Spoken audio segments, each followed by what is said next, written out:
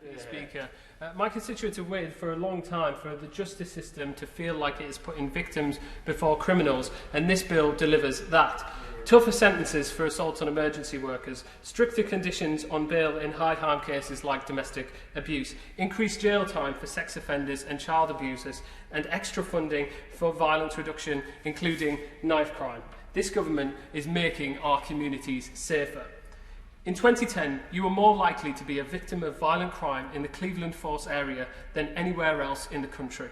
And yet we missed out on violence reduction funding due to the criteria being based around the number of hospital admissions. So when ministers revisit this fund, can I urge them to review the criteria so that Cleveland could benefit from this additional funding and bring a special violence unit to Teesside, something championed by Theresa Cave and the Chris Cave Foundation.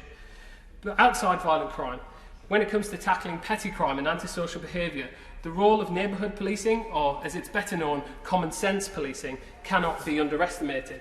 For that reason, I want to congratulate the government on its recruitment of 146 extra police officers for Cleveland, helping to keep people safe in our town centres and elsewhere.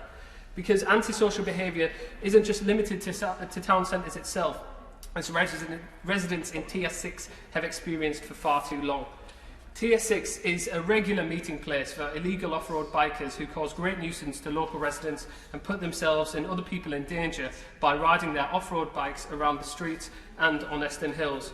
I know from those who live there that this is a great cause for concern, and I welcome the new resources in this bill that will help fix this dreadful situation for them.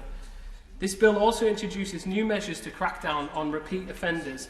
And in Redcar and Cleveland, we've had a recurring problem with low-value thefts from cars and garages, largely due to the system's inability to enforce proper sentences for these repeat offenders. This bill will help change that.